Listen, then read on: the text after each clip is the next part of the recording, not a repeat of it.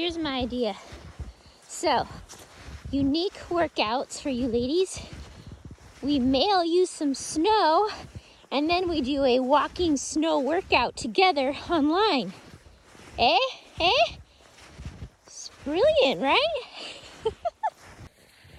Hi. So seriously though, the HCG Chica Recipe Project is coming to a close. It's been 2 full years of working on it.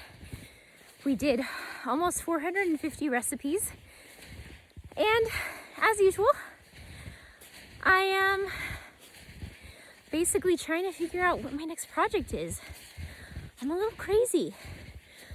I don't know why I can't just go sit on my butt for a while, but I don't know, it's just what happens. My brain just starts going there. Okay, so what do I feel like working on next?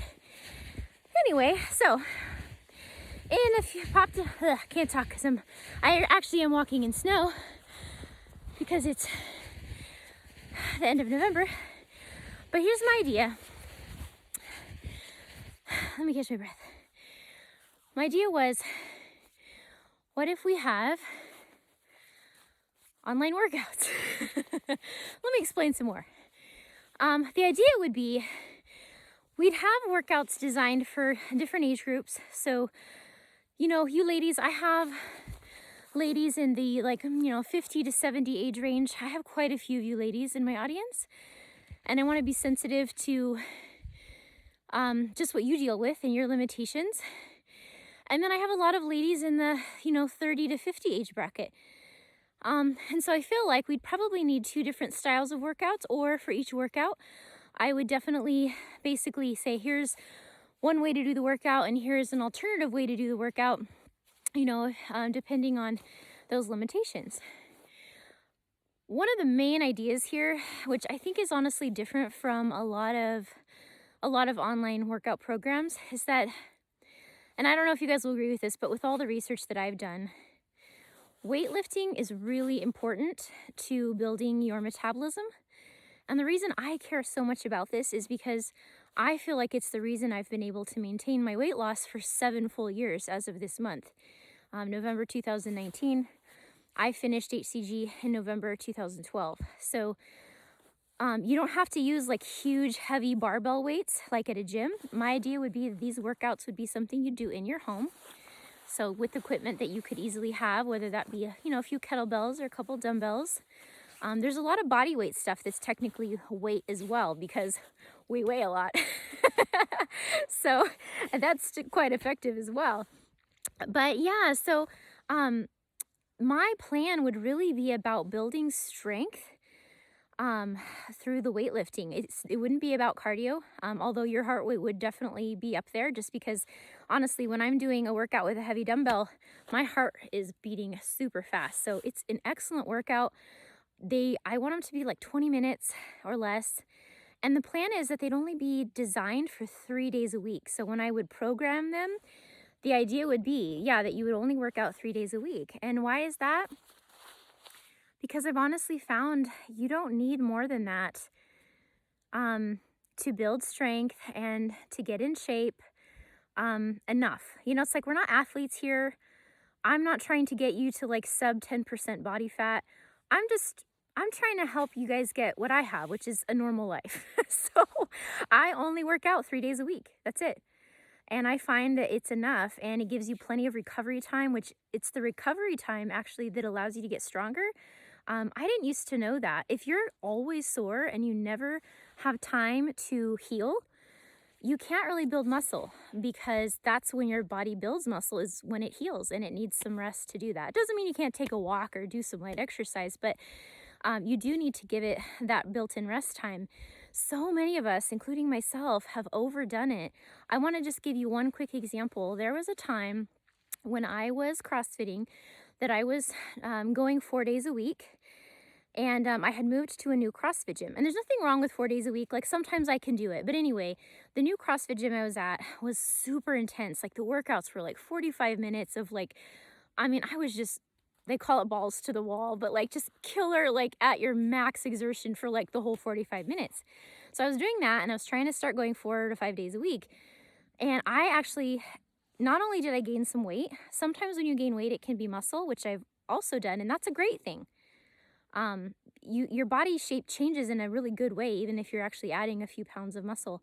But I actually gained fat. I went and had my body fat tested, and I had gained fat around my middle. I wasn't eating any differently.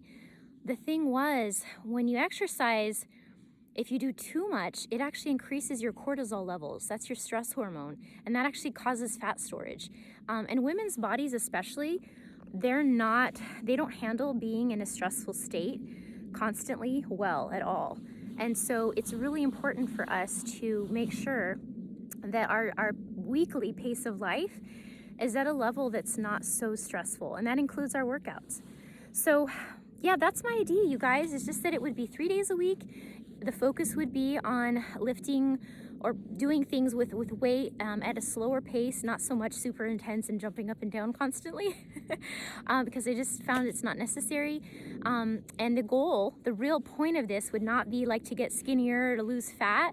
We lose fat with HCG. So for me, the point of it would be to basically boost your metabolism and allow you to maintain your weight long-term more easily, while letting you eat more, because that's what I have found to be the case for me. So that would be the whole point of my workouts and how they'd be.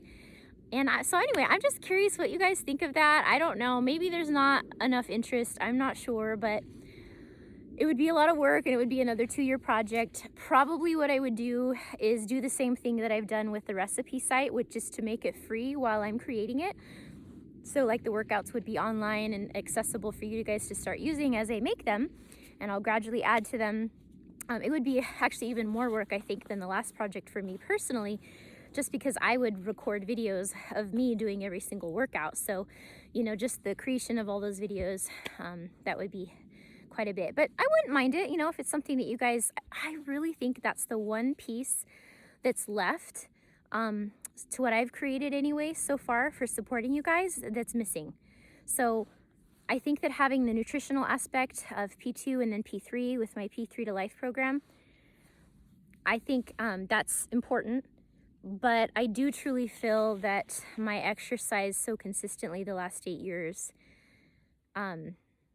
I'm not saying I couldn't have maintained without it, but I eat a lot and I still struggle with wanting to eat a lot. And so I really do feel that the workouts have boosted my metabolism enough to kind of make room for that to a greater degree. And again, this has to do with the calories that you burn when you're not working out, actually. So I'm not talking about like I work out and the calories I burn during my workout lets me eat, more pretzels. That's not what I'm talking about. What I'm talking about is when you build muscle, you burn more calories at rest. So that's what I mean when I say like, ooh, it's snowing a little more now. When you lift weights, I don't eat more because I worked out that day. Like I just try to eat the same no matter what, except for those days that I give in to a bunch of pecans and dried cranberries, which just happened about an hour ago. That happens. But anyway, the point is that as you build muscle, your metabolism at rest is higher than it was. So you can eat more on a daily basis and maintain, just because it takes more calories for your body to maintain its current physique. And it's so true for me, you guys. I do eat a lot. I don't eat like a bird. Oh, the snow's really just coming on now.